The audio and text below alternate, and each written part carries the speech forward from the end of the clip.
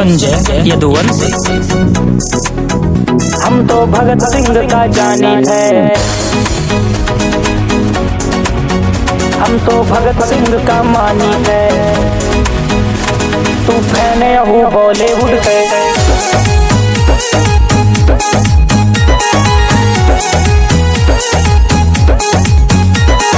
पद्दू का हम साइड कैदी, पहुंची मामला टाइट कैदी, रोंग रहा है सब राइट कैदी। अद्दू पद्दू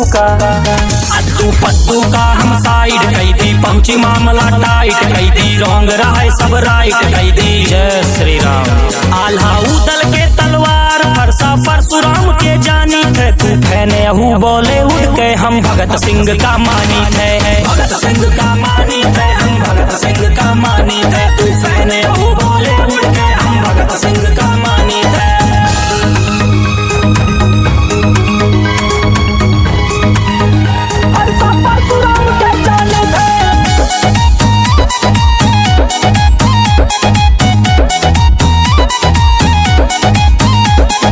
माटी के चूल्हा पे रोटी बनी, माटी पे बैठ के खाई निवाला, माटी के कुआं से पानी मिला, पानी भरी सीधा माटी के प्याला।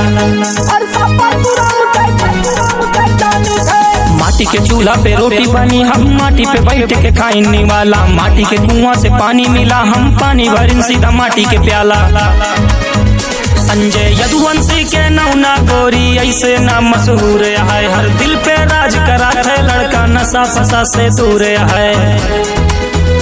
आल्हा उदल के तलवार, फरसा परशुराम के जानी थे। तू फैने हूँ बॉलीवुड के, हम भगत सिंह का मानी थे, भगत सिंह का मानी थे, हम भगत सिंह का मानी थे। तू फैने हूँ बॉलीवुड के, हम भगत सिंह का मानी थे, भगत सिंह का मानी थे। हम तो भगत सिंह का मानी थे।